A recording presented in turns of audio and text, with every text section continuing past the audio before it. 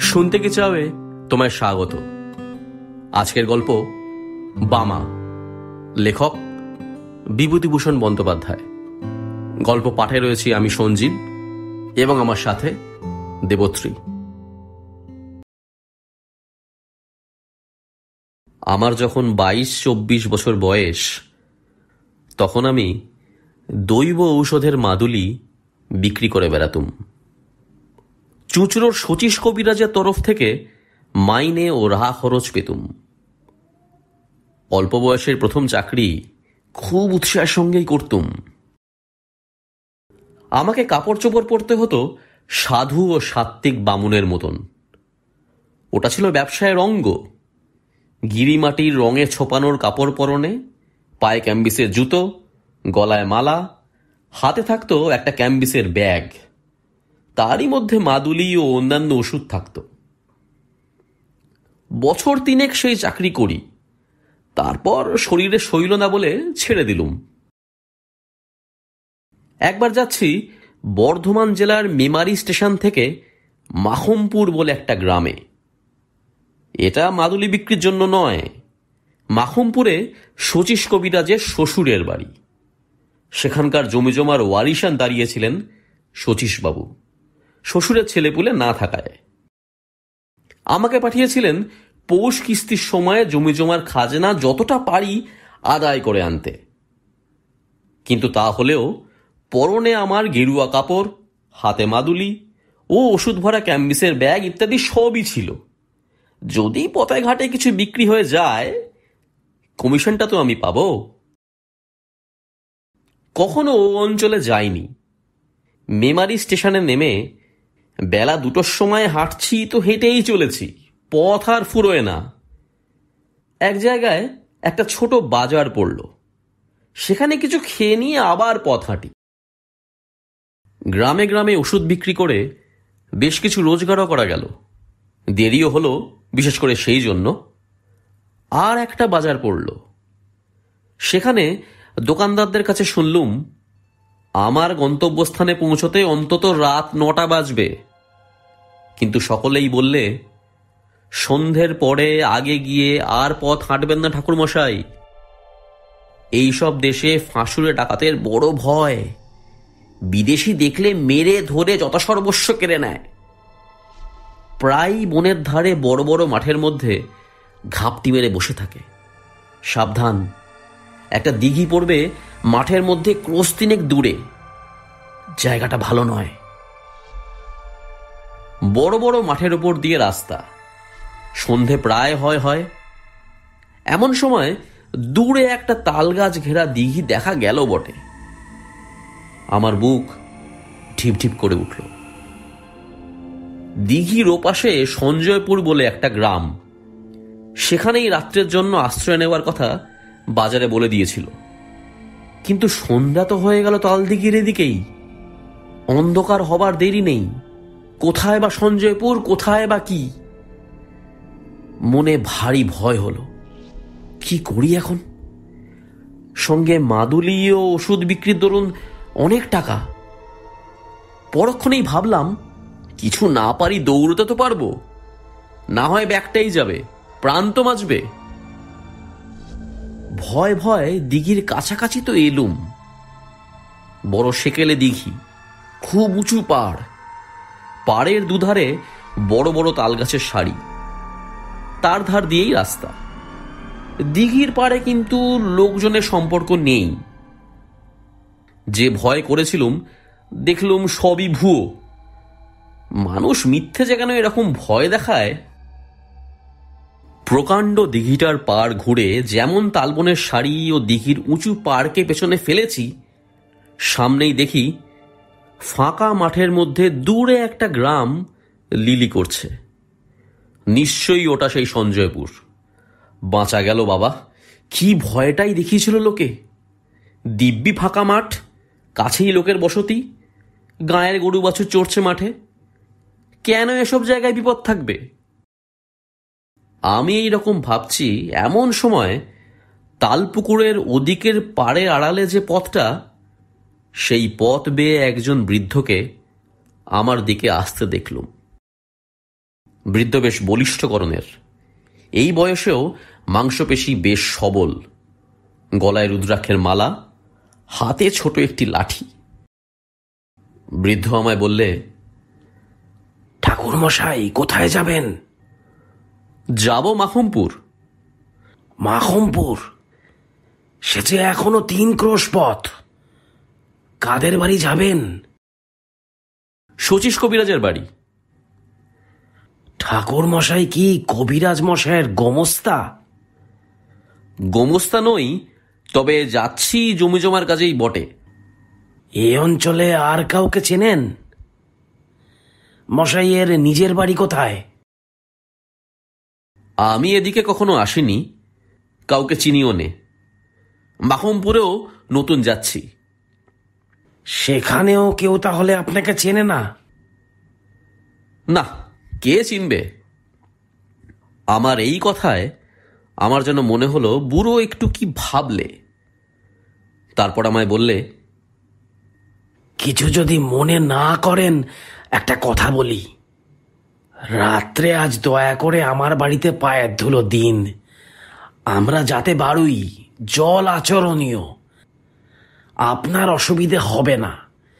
চণ্ডীমণ্ডপের পাশে বাইরের ঘর আছে, সেখানে থাকবেন, রান্না বাড়া করে খাবেন। আসুন দয়া করে। আমি বৃদ্ধের কথায় ভারী সন্তুষ্ট হলুম।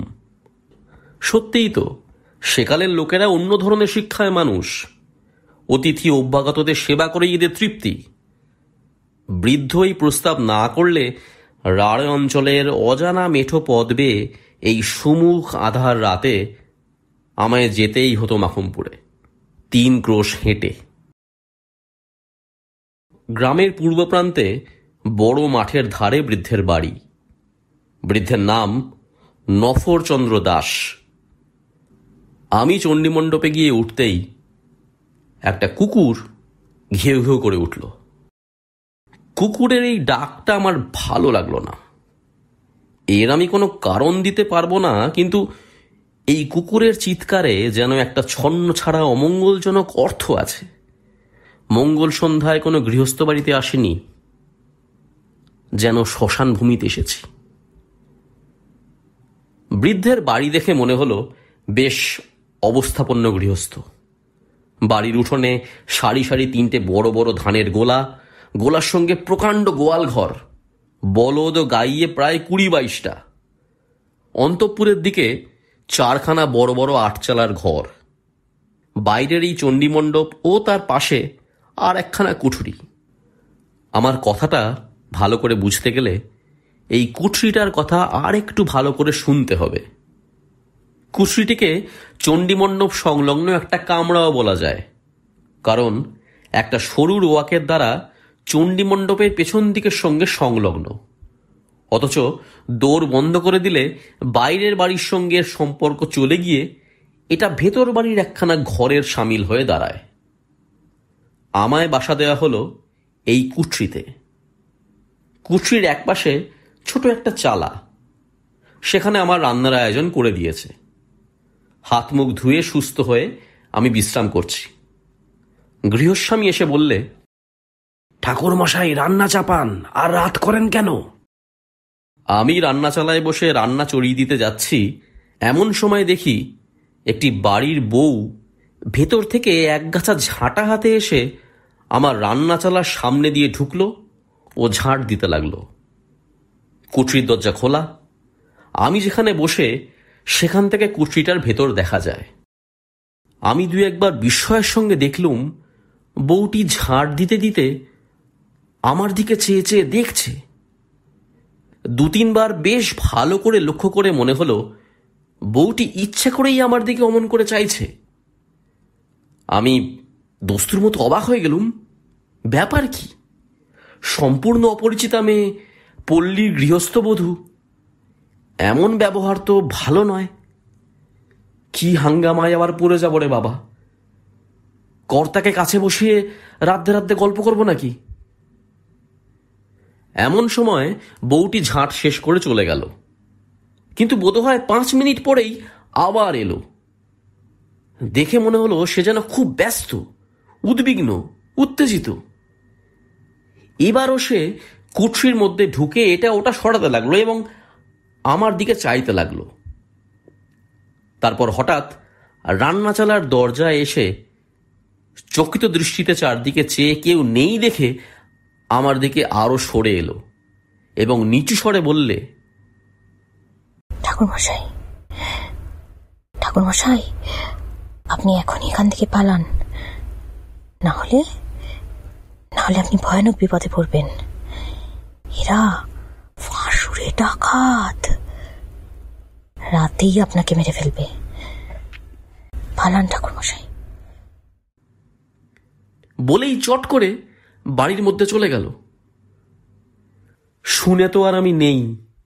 হাতের খুন্তি হাতেই রইল, সমস্ত শরীর দিয়ে যেন বিদ্যুৎ খেলে গেল, আর সারা হাত পা অবশ ঝিমঝিম করতে লাগলো। বলে কি, দিব্যি গেরস্ত বাড়ি, গোলাপালা, ঘরদোর, ডাকাত কিরকম? কিন্তু পালাবই বা কেমন করে? এখন বেশ রাত হয়েছে, সামনের চণ্ডীমণ্ডপে বৃদ্ধ বসে লোকজনের সঙ্গে কথা কইছে। ওখান দিয়ে যেতে গেলেই তো সন্দেহ করবে। কাঠের মতো আড়ষ্ট হয়ে গিয়েছে একেবারে, হাতে পায়ে জোর নেই, কিছু ভাববার শক্তি লোপ পেয়েছে। মিনিট 5 এমনি ভাবে কাটলো। এমন সময় দেখি সেই বউটি আবার কি একটা কাজে কুঠরির মধ্যে ঢুকে খোলা দরজা দিয়ে আমার দিকে চেয়ে দাঁড়িয়ে রইল। মেয়েটি কথা বলবার পূর্বেই আমি বললুম, তুমি যেই হও, তুমি পরম দয়াময়ী, বলে দাও কোন পথে কিভাবে পালাবো। বউটি চাপা গলায় বললে, সেই জন্যেই এলুম, সব থেকে এলুম, পালাবার পথ নেই, ওরা খাটি আঁকলে রেখেছে। আমি বললুম, তবে উপায়? মেয়েটি বললে, একটা মাত্র উপায় আছে, তাও আমি ভেবে এসেছি। আমি এ বাড়িতে আর ব্রহ্মহত্যা হতে দেব না। অনেক সহ্য করেছি, আর ক্ষত করব না। না না, দাঁড়ান ঠাকুরমশাই, আর একবার বাড়ির মধ্যে থেকে আসি, নইলে সন্দেহ করবে। মিনিট 5 পরে বউটি আবার এলো। চকিত দৃষ্টিতে চারিদিকে চেয়ে বললে, শুনুন আমার উপায়, এই কথা কটা মনে রাখুন। মনে যদি রাখতে পারেন তবে বাঁচাতে পারবো। আমার নাম বামা, আমি বাড়ির মেজ বউ। আমার বাপের বাড়ির গ্রামের নাম কুসুমপুর, জেলা বর্ধমান, থানা রায়না। আমার বাপের নাম হরিদাস মজুমদার, জ্যাঠামশাইয়ের নাম পাঁচখড়ি মজুমদার। আমরা 2 বোন। আমার দিদির নাম খান্তমণি, বিয়ে হয়েছে সামন্তপুর তেওটা, বর্ধমান জেলা। শ্বশুরের নাম দুর্লভ দাস, সবাই যাতে বাড়ুই। আমার বাবা জ্যাঠামশাই সব বেঁচে আছেন, কিন্তু মা নেই। আমার তখন বুদ্ধি লোপ পেতে বসেছে। যা বলে মেয়েটি তাই করে যাই, এতে কি হবে? বউটি কিন্তু একবার বাড়ির মধ্যে যায়, আবার অল্প 2 মিনিটের জন্য ফিরে এসে আমায় তালিম দিয়ে যায়। মনে আছে তো জ্যাঠামশাইয়ের নাম কি? আমি বললুম, হরিদাস মজুমদার। না না, পাঁচখড়ি মজুমদার, বাবার নাম হরিদাস মজুমদার। আচ্ছা বলুন, আমার দিদির নাম কি? শ্বশুর বাড়ি কোন গায়ে? খান্তমণি। শ্বশুর বাড়ি হলো শ্বশুর বাড়ি। আপনি সব মাটি করলেন দেখছি। সামন্তপুর তেওটা, সামন্তপুর তেওটা বলুন। সামন্তপুর তেওটা। আর শ্বশুরের নাম রামযদু, না না, দুর্লভ, না না, দুর্লভরাম দাস।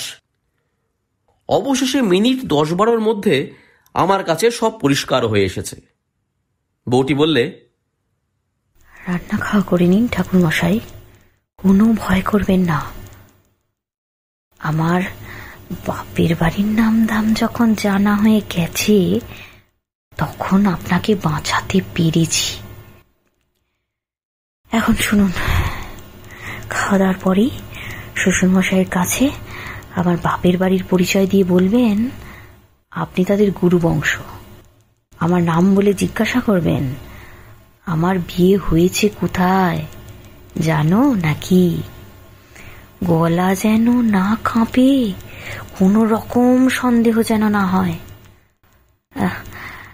ঠিক আছে, আমি চললুম, আবার আসবো আপনি শ্বশুরকে বলবার পরে। কিন্তু দেরি করবেন না বেশি, বিপদ কখন হয় বলা যায় না। রান্না খাওয়া শেষ না করলেও তো সন্দেহ হতে পারে। রান্না খাওয়া করতেই হলো। রাত্রের অন্ধকার তখন বেশ ঘন হয়ে এসেছে। রাত আন্দাজ 10টার কম নয়। আহার আদির পর নিজের কুঠুরিতে বসেছি, আর আমার মনে হচ্ছে এ বাড়ির সবাই যেন খাড়ায় রামদাতে শান দিচ্ছে আমার গলাটি কাটবার জন্য। এই সময় গৃহস্বামী স্বয়ং আমার জন্য পান নিয়ে এলো। বললে, কি ঠাকুর মশাই, আহার আদি হলো? এখন দিব্যি করে শুয়ে পড়ুন, মশারিটা টাঙিয়ে দিয়ে যাচ্ছি, রাত হয়েছে, আর দেরি করবেন না। আমি বললুম, হ্যাঁ, একটা কথা বলি।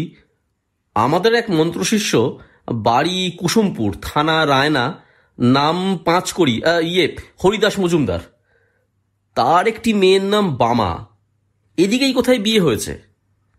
তারাও যাতে তোমাদের বাড়ুই কিনা, তাই হয়তো চিনলেও চিনতে পারো। মেয়েটির জ্যাঠা দুর্লভরাম পাঁচকড়ি আমায় বলে দিয়েছিল মেয়েটি শ্বশুরবাড়ি খোঁজ করে একবার সেখানে যেতে। তা যখন এলুমিয়ে দেশে, আমার কথা শুনে বৃদ্ধজন কেমন হয়ে গেল। আমার দিকে অবাক হয়েছে, বললে, কুসুমপুরের হরিদাস মজুমদার, বামা, আপনি তাদের চিনলেন কি করে? বামার কথা স্মরণ করে গলা না কাঁপিয়ে দৃঢ় স্বরে বললুম, আমি যে তাদের গুরু বংশ, আমার বাবার ওরা মন্ত্রশিষ্য কি না। বৃদ্ধ তাড়াতাড়ি বললে, বসুন, আমি আসছি। আমি একটা কুঠরির মধ্যে বসে রইলুম। সন্দেহ ও ভয় তখনও কিছু যায়নি। আর এরা যে গুরুদেবকেই রেহাই দেবে তাই বা কে বলেছে। কিছুক্ষণ পরে বৃদ্ধ ফিরে এলো। পেছনে পেছনে সেই বধূটি, আর একজন সন্ডামার্কা গোছের যুবক এবং একজন প্রৌঢ়া স্ত্রীলোক, সম্ভবত বৃদ্ধের স্ত্রী। বৃদ্ধ বললে, এই যে বামা ঠাকুর মশাই, আমারই মেজ ছেলের সঙ্গে এই আমার মেজ ছেলে শম্ভু। গড় করো, সব গড় করো। মেজ বৌমা, দেখো তো, চিনতে পারো একে? চমৎকার অভিনেত্রী বটে বামা, অদ্ভুত অভিনয় করে গেল বটে। ঘোমটা খুলে হাসি মুখে সে আমার পায়ের ধুলো নিয়ে প্রণাম করলে, গলায় আঁচল দিয়ে। জীবনদাত্রী দয়াময়ী বামা। আমার চোখে প্রায় জল এসে পড়ল। তারপর সে রাত্রি তো কেটে গেল। খাবার জল দেবার ছুতো করে এসে বামা আমায় আশ্বাস দিয়ে গেল। বললে, বিপদ কেটে গিয়েছে। আজ আমার চোখে না পড়লে একটা সর্বনাশ হতো। ভিটেতে ব্রহ্ম হত্যে হতো। অনেক অনেক হয়েছে। এই কুঠুরিতে, এই বিছানায়, এই মেঝেতে অনেক লাশ পোতা। আমার মনের অবস্থা বলবার নয়। বললুম, পুলিশ কি গাঁয়ের লোক কিছু টের পায় না? কিচ্ছু বলে না? কে কি বলবে? হে ফাঁসুরে ডাকাতের গাঁ, সবাই এরকম। আগে জানলে কি বাবা এখানে বিয়ে দিতেন? এরপর সব সব ধরা পড়ে গেল আমার কাছে। এখন আমার একটি সন্তান হয়েছে। এ পাপ পিঠে বাস করলে যে তার অকল্যাণ হবে। ওকে বারণ করি, কিন্তু ও কি করবে? মাথার উপর শ্বশুর মশাই রয়েছেন, পুরনো ডাকাত দাদারা রয়েছে। আপনি ঘুমিয়ে পড়ুন বাবা ঠাকুর, আর ভয় নেই। সকাল হলো। বিদায় নেবার সময় বৃদ্ধ আমায় 5 টাকা গুরু প্রণামী দিলে। বামাকে আড়ালে ডেকে বললুম, তুমি আমার মা, আমার জীবনদাত্রী। আশীর্বাদ করি, চিরসুখী হও মা। বামার মতন বুদ্ধিমতী নারী জীবনে আর আমার চোখে পড়েনি। কতকাল হয়ে গেল, এই বৃদ্ধ বয়সেও সেই দয়াময়ী পল্লীবধূটির স্মৃতিতে আমার চোখে জল এসে পড়ে, শ্রদ্ধায় মন পূর্ণ হয়ে ওঠে।